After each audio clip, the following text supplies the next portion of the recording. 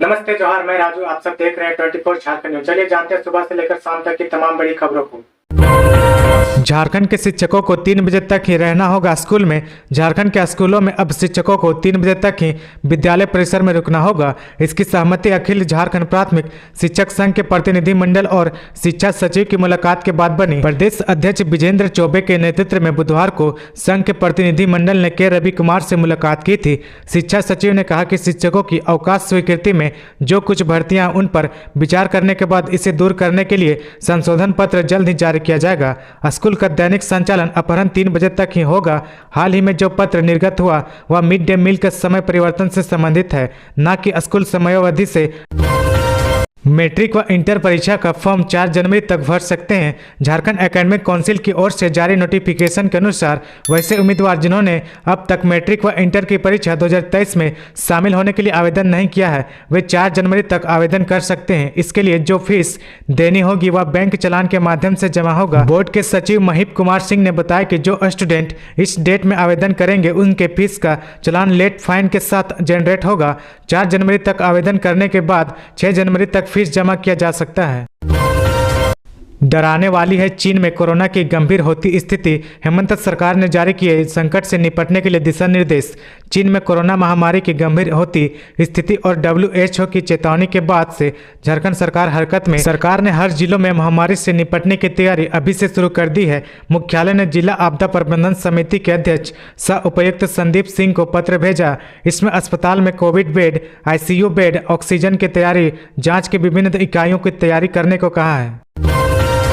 मुख्यमंत्री हेमंत सोरेन ने कहा, छात्र जैसा चाहेंगे वैसे ही बनेगी नियोजन नीति, मुझे उनके भविष्य की चिंता है।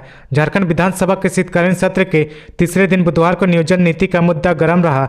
इस दौरान मुख्यमंत्री हेमंत सोरेन ने कहा कि नियोजन नीति रद्द होने के कारण छात्र धरना प्रदर्शन कर रहे हैं, लेकिन उनके भविष्य की मुझे चिंता है। हर हाल में विधित सम्मत संवैधानिक रूप से बेहतर रास्ते पर सरकार आगे बढ़ेगी।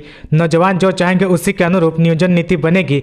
बहुत जल्द निर्णय लिया जाएगा। उन्होंने आरोप लगाया कि नियोजन नीति के खिलाफ शिकायत करने वाले दूसरे राज्यों के लोग थे। झारखंड में होल्डिंग टैक्स के बड़े बकायेदारों पर कार्रवाई शुरू। 9 भवन होंगे सील। होल्डिंग टैक्स के बड़े बकायेदार पर रांची नगर निगम ने कार्रवाई शुरू कर दी है। बार बार के नोटिस के बाद भी टैक्स का भुगतान नहीं करने वाले ऐसे 9 भवन मालिकों के भवनों को निगम सील करेगा। संबंधित भवन मालिक के बैंक खाते को भी रांची नगर निगम फ्रीज करेगा। इसे लेकर बुधवार को निगम के उप नगर आयुक्त रजनीश कुमार ने आदेश जारी किया। उन्होंने जारी आदेश में कहा कि बार बार के नोटिस के बाद भी टैक्स का भुगतान नहीं किए जाने के कारण अब रांची नगर निगम नगर पालिका अधिनियम की धारा 184(1) के तहत कार्रवाई करेगी। महाअधिवक्ता राजीव रंजन ने पंकज मिश्रा के लिए किया वकील का इंतजाम। मुख्यमंत्री के प्रेस सलाहकार अभिषेक श्रीवास्तव उर्फ पिंटू ने ही पंकज मिश्रा को बीमारी के नाम पर अस्पताल में भर्ती होने का सुझाव दिया था। उन्होंने झारखंड के एडवोकेट जनरल राजीव रंजन को फोन कर पंकज मिश्रा को सरकारी वकील की सहायता मिलने के संबंध में जानकारी ली। इसके बाद महाअधिवक्ता राजीव रंजन ने पंकज मिश्रा के लिए वकील का इंतजाम किया।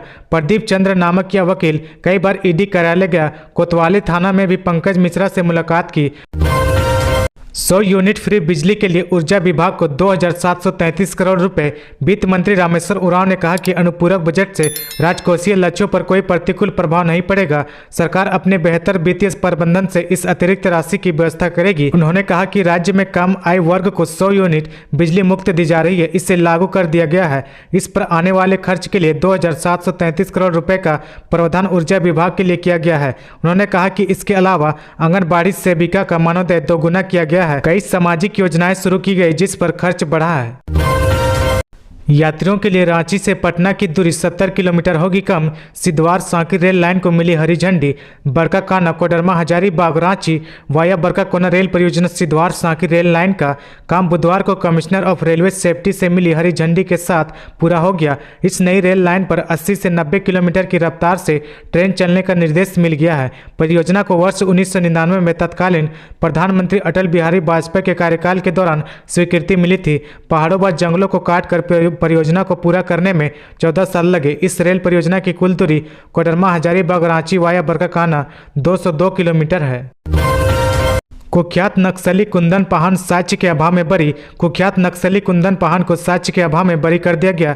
रांची सिविल कोर्ट ने 2008 में हुई नामकुम थाना मुठभेड़ मामले में कुंदन पाहन को बरी कर दिया गया। दरअसल पुलिस की ओर से पेश किए गए 5 गवाहों ने कुंदन पाहन को पहचानने से इनकार कर दिया। बता दें कि साल 2008 में रांची के पास नामकुम थाने में पुलिस के साथ कुंदन पाहन दस्ते की मुठभेड़ हुई थी। 16 साल पुराने इस मामले में इनामी नक्सली बरी कर दिया गया। 10 लाख किसानों को सूखा राहत की राशि देंगे सीएम हेमंत सोरेन। मुख्यमंत्री हेमंत सोरेन की अध्यक्षता में झारखंड विधानसभा स्थित मुख्यमंत्री कक्ष में बैठक हुई।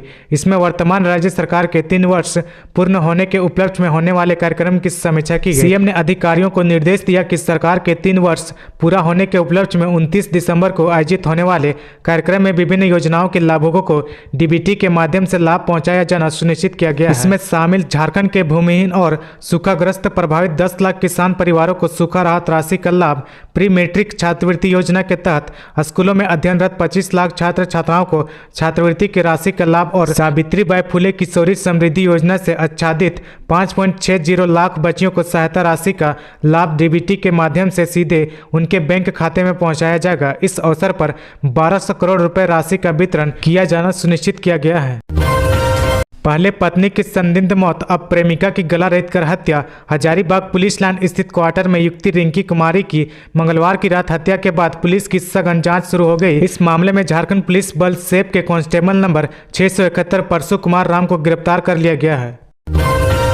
झारखंड आंदोलनकारियों को स्वतंत्रता सेनानी का दर्जा देने के लिए स्टडी कराएगी हेमंत सरकार। झारखंड आंदोलन के आंदोलनकारियों को स्वतंत्रता सेनानी का दर्जा देने के लिए राज्य सरकार दूसरे राज्यों का अध्ययन कराएगी।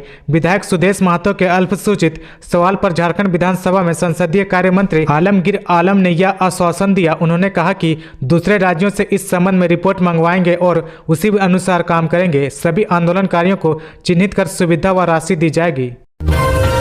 प्रदर्शन कर रहे युवाओं को सीएम हेमंत का आश्वासन। सदन में बोले, नौजवान जो चाहेगा वही होगा। नियोजन नीति रद्द किए जाने के बाद राज्य में पैदा हुई स्थिति के विरोध में राज्य भर के युवा बुधवार को सड़कों पर उतर आए। राज्य के अलग अलग जिलों से हजारों की संख्या में छात्र विधानसभा घेरने राजधानी पहुंच गए। हजारीबाग, गिरिडीह, रामगढ़, लोहरदगा, गढ़वा, दुमका और रांची से हजारों की संख्या में युवाओं ने विधानसभा मार्च किया। हालांकि बड़ी संख्या में छात्रों की राजधानी में प्रवेश करने से पहले दूसरे जिलों की सीमा पर ही रोक लिया गया। युवाओं की मांग में ठोस नियोजन नीति बनाने, लंबित नियुक्तियों को अविलंब भरने और उम्र सीमा में छूट देने की है। शिक्षा विभाग के दावों के उलट झारखंड के शिक्षक कर रहे हैं गैर शैक्षणिक कार्य। शिक्षा विभाग का कहना है कि शिक्षकों को गैर शैक्षणिक कार्य से मुक्त कर दिया गया। विभाग द्वारा विधानसभा में पूछे गए एक सवाल के जवाब में शिक्षा विभाग ने मंगलवार को यह जानकारी दी कि दूसरी तरफ गत 17 दिसंबर को ही कोडरमा में शिक्षकों को राशन कार्ड सत्यापन के काम में लगाने का आदेश जारी किया गया। कई जिलों में गैर शैक्षणिक कार्य पूरे नहीं करने के लिए शिक्षकों पर कार्रवाई की जा रही है। राज्य के 6 जिलों में इस संबंध में पिछले दिनों पत्र जारी किया गया। जिलों में कहीं शिक्षकों के वेतन तो कहीं छुट्टी पर रोक लगा दी गई। गैर शैक्षणिक कार्यों को तय समय पर पूरा करने को कहा गया। इसके बाद ही पूरा वेतन देने का निर्देश दिया गया। जिलों में जाति प्रमाण पत्र बनाने, कल्याण विभाग के पोर्टल पर विद्यार्थियों की जानकारी अपलोड कराने का कार्य समय पर नहीं होने के कारण शिक्षकों पर कार्रवाई की जा रही है। झारखंड विधानसभा में बोले रामेश्वर उरांव, खाद्यान्न वितरण में होती है गड़बड़ी। वित्त मंत्री रामेश्वर उरांव ने कहा कि यह स्वीकार करने में कोई संकोच नहीं है कि खाद्यान्न वितरण में गड़बड़ी होती है, लेकिन गड़बड़ी करने वाले पकड़े जा रहे हैं। हरा कार्ड से अभी अनाज नहीं मिल रहा, यह सच है। ऐसा FCI से एग्रीमेंट टूटने के कारण हो रहा। 3 माह से अनाज नहीं मिल रहा। सरकार वैकल्पिक व्यवस्था कर रही है। टेंडर किया गया है। जब से झारखंड बना इस वर्ष सबसे अधिक खर्च अब तक हुआ है। श्री उरांव बुधवार को विधानसभा में चर्चा और विपक्ष के बहिष्कार के बाद 8,533 करोड़ रुपए का अनुपूरक बजट ध्वनि मत से पारित कर दिया। बढ़ते साइबर अटैक पर लगेगी लगाम, झारखंड पुलिस ले रही खास ट्रेनिंग। देश में पहली बार साइबर सुरक्षा के तहत झारखंड पुलिस को open source security intelligence trusted incident alert की ट्रेनिंग दी जा रही है। इससे समय रहते साइबर हमले को रोका जा सकेगा। इससे पहले IB के चुनिंदा अफसरों को यह ट्रेनिंग मिली थी। 41 पुलिस कर्मियों की 3 सप्ताह की एडवांस ट्रेनिंग बुधवार को पुलिस अनुसंधान स्कूल रांची में शुरू हो गई। इसका उद्घाटन training DG training Anurag Gupta ने किया। उन्होंने बताया कि यह ट्रेनिंग ट्रेनिंग साइबर विद्यापीठ फाउंडेशन झारखंड पुलिस के कर्मियों को निःशुल्क दे रहा है। ट्रेनिंग में बेहतर करने वाले पुलिस कर्मियों को और आगे का एडवांस ट्रेनिंग कोर्स कराया जाएगा। तो ये थी आज की झारखंड की टॉप बड़ी खबरें। इसी तरह झारखंड की हर छोटी सी बड़ी खबर देखने के लिए आप हमारे चैनल 24 झारखंड न्यूज को सब्सक्राइब करके बेल आइकन प्रेस कर ले, जिससे आपको झारखंड की हर छोटी सी बड़ी खबर की अपडेट आप तक पहुंचता रहे। तो आज के लिए बस इतना ही। हमें दीजिए इजाजत, फिर मिलते हैं नेक्स्ट न्यूज में।